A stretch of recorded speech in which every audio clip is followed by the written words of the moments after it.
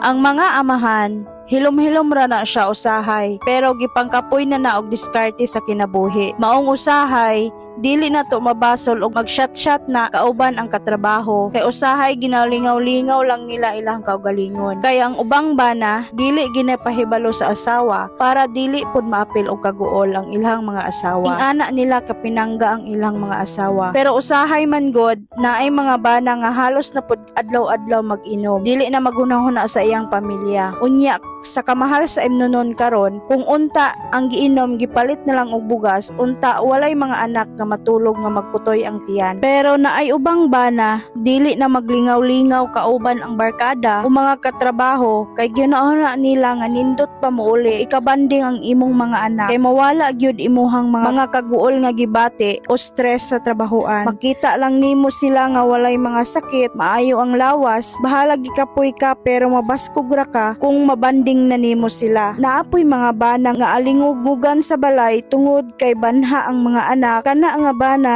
dili sad nato mablame, kay pinakalisod i-handle usahay ang mga sitwasyon. Binaog daghan kang ginahuna. Mao nang mga asawa, kumustaha permi inyong mga bana. Ug mga bana, kumustaha sad permi inyong mga asawa. Kung unsa man nga klase ang imuhang nabana karon, pasalamati gihapon siya. Bisan usahay, dili na siya masabtan. Ug dili tanang bana responsable ngadto sa iyahang pamilya. Mao nang swerte kaayo ka, wala mo gipasagdan sa imuhang bana, bisan muna ng paningkamot niya.